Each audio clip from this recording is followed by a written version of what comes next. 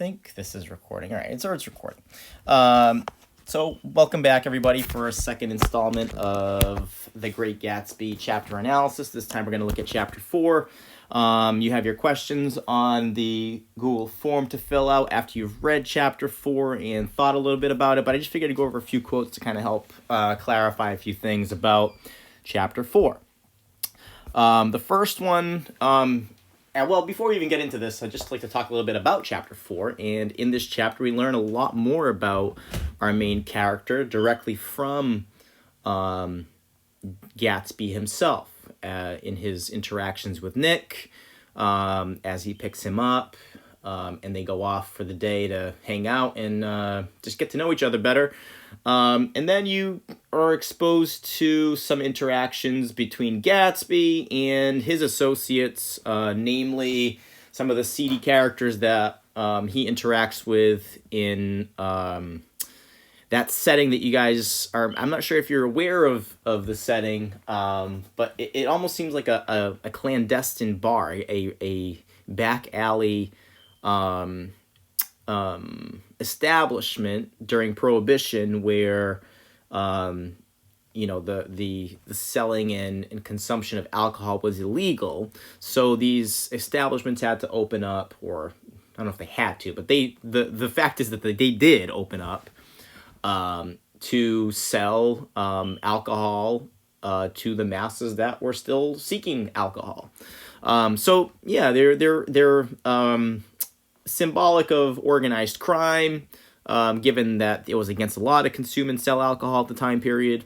However, Gatsby and Nick head to this place and interact with a few characters there that kind of give us some indication of just about the type of person that Gatsby might be, or at least, who the people that he associates with. Who are the people that he associates with, and how does that reflect on him? Much like the people that we associate with, to some extent, reflect on who we are, right? We accept certain values of people if we're willing to hang out with them. And that whole, statement, guilty by association, that sort of deal.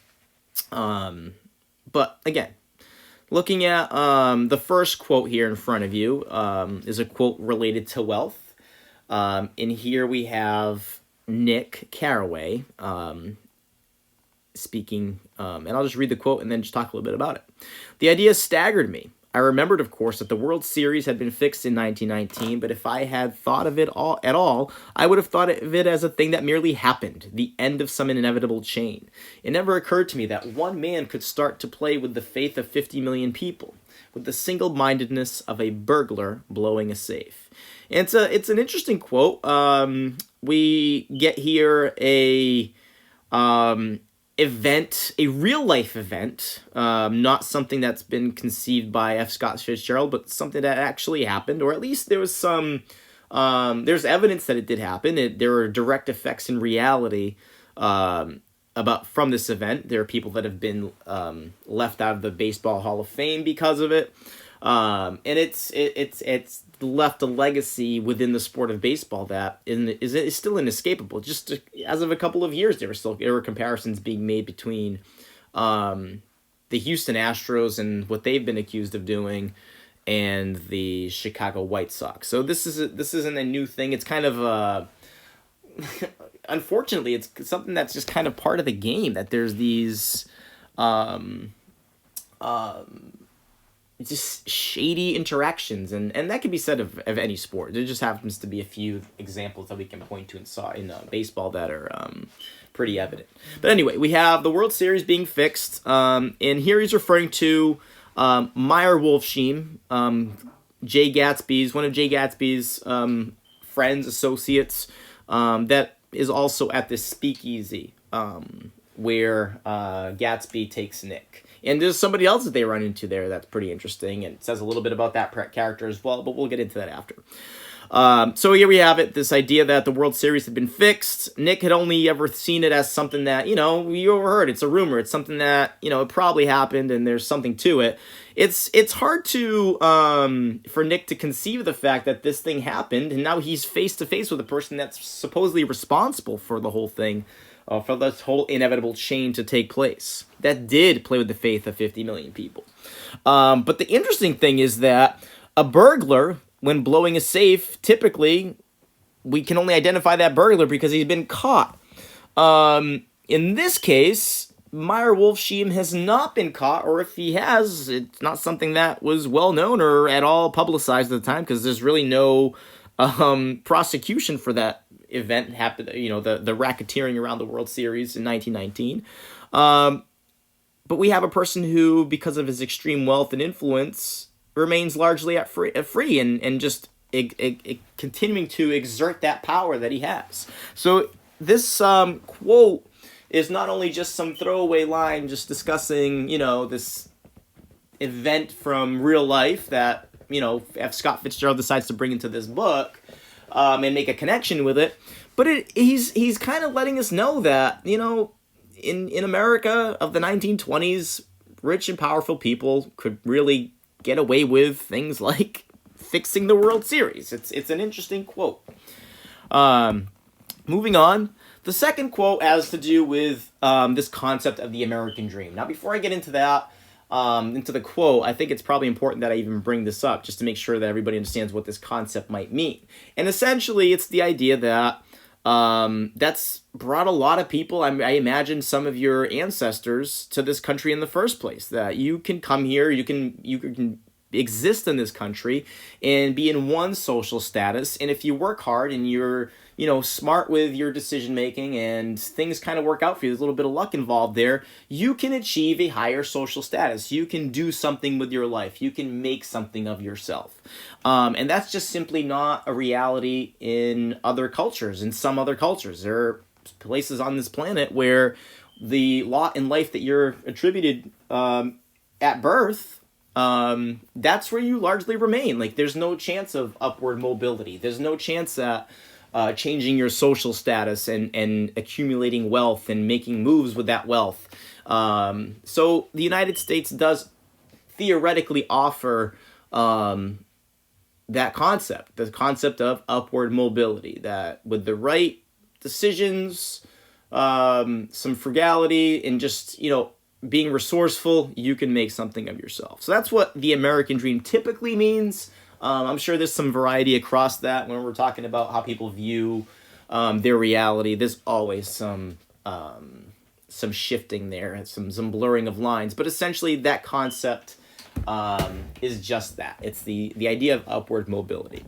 So let me just get to this quote and talk a little bit about what this quote has to do with the American dream. He was balancing himself on the dashboard of his car with that resourcefulness of movement that is so peculiarly American.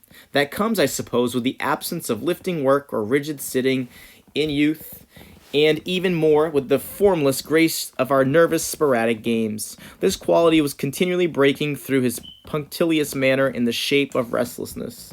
He was never quite still. There was always a tapping foot somewhere, or the impatient opening and closing of a hand. So again, this just goes back to this idea that Gatsby is symbolic of this resourcefulness of movement. This idea that one, with the right guile and perseverance, one can make something of himself. That even with the absence of lifting work, this idea that even if you didn't have a strong foundation, you can still, through this nervous, formless grace, break through and create something. And there's this idea that you can't be the type of person that just sits still. There's got to be some sort of idea generating. And think about the United States and like the idea of businesses popping up and going down, and even just within your own time, you see things existing, and some things have a dash of hope, and then others just kind of fade away. Think about just in terms of social media, the different companies that have popped up since, probably since you guys were little kids, and you've maybe just kind of came into the fold and realized that these things even existed. The Facebooks, the MySpaces, the Instagrams, the Snapchats, right now, TikTok, all this stuff. So think about, there's always somebody coming up with some new idea or a remix of some other couple of ideas with some other concepts to come up with something new. That's unique to the United States, or at least it's unique to the type of person that does well that tends to persevere and succeed within the economic system of the United States. You gotta always have some sort of, I don't know, this restlessness about you, this go-getter attitude, and Gatsby seems to embody that for Nick. The next quote has to do with society and class, as you know, the three topics that I talked about so far in this presentation, very much have to do with these very closely related topics. So let me just read this next quote. Again, it's from our narrator. By the next autumn, she was gay again, gay as ever. Now, gay here has nothing to do with homosexuality. It's happy, right? Happiness. By the next autumn, she was gay again, gay as ever. She had a debut after the armistice, and in February, she was presumably engaged to a man from New Orleans. In June, she married Tom Buchanan of Chicago with more pomp and circumstance than Louisville had ever known before. So here we're talking about Daisy. He came down with 100 people in 4 private cars and hired a whole floor of the Seelbach Hotel. And the day before the wedding, he gave her a string of pearls valued at $350,000. So here, if you're reading this quote and you've read the chapter, you kind of know where this is placed, and it's in this section of the text where Jordan Baker is giving Nick a little bit of a history lesson regarding Daisy's relationship with Tom Buchanan, how this all played out. So when it talks about at the very beginning how she was happy again, how she's gay again, gay as ever, well, it implies with the again that before this she wasn't. So something happened. There was something that brought about this happiness in her. And it appears to be this engagement to Tom Buchanan.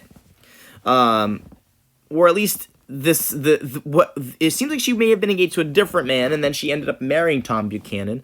And the fact that he's, this very wealthy person who comes with 4 private cars. Now remember the time period we're talking about. Not everybody had a car, and to have a car, you had some wealth.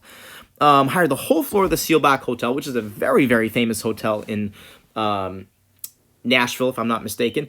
And it's kind of one of those really ritzy hotels that, again, to rent out a whole floor, and the time period, this is not the time period in which people were renting out halls to have weddings. This is the time period that kind of created that idea that we should be doing that, or that we're supposed to do that. So this is the original. He's Tom Buchanan is the OG of like flaunting around your wealth to try to demonstrate how important you are. That old wealth, not the Jay Gatsby new wealth. He's got the old wealth that's got, decades and centuries of or maybe a century of backup to just how wealthy and affluent he is. So this quote just really goes to show you how Daisy was distraught, but it wasn't all that hard to get her to forget this love affair that she initiated with who would presumably be Jay Gatsby prior to his return. So again, things are important to Daisy. And then lastly, the last quote has to do with memory in the past. The book itself deals a lot with memory in the past. The book starts off with Nick's ramblings about his conversations with his father about the past, about other people's pasts, about other people's pasts impact the future. So memory in the past is not is a thematic point that definitely comes up multiple times throughout the novel. So here's a quote. "It was a strange coincidence," I'd said, "but it wasn't a coincidence at all. Why not? Gatsby bought that house so Daisy would be just across the bay." Now, think about what you've seen so far about Jay Gatsby, what we talked about last time in our slide presentation about his library, about the show that he's putting on here, and again, everything, the level of detail. Think about just how much of this, if not all of it, isn't just to try to return to something, to, I don't know, if you can't figure it out at this point, it doesn't seem like it's possible to return to the past in 2020. I don't know, maybe there are ways that you've figured out how to do that. I don't know how to do that. And none of us have. This idea that we can somehow get back to this golden age in general is a silly task, in my opinion. But Jay Gatsby hasn't figured that out yet. He's literally dedicating his entire life and existence to try to return to this relationship that I don't know. It just doesn't seem quite possible. He's trying to time travel when time travel just isn't going to happen. And he can buy all the houses in the world. He can, do all these things to try to get her. And, as you read through this book, it may seem like that, but I'm not sure that we'll have a chance to finish it together. I just want you to realize that I don't know that really works, if it's possible to do that. It's that whole idea of letting something go free and hopefully it returns if it really matters to you, if it really cares about you. I think there's a lot to that, and you can try to present people with things that, try to impress them and try to catch their favor, but ultimately there's something more important than things and money that you can offer people, and Jay Gatsby hasn't quite figured that out yet. I hope this has helped. There are 5 questions for you to answer on the document, on the Google form. If you have any questions, please just let me know, and I'll try to address those.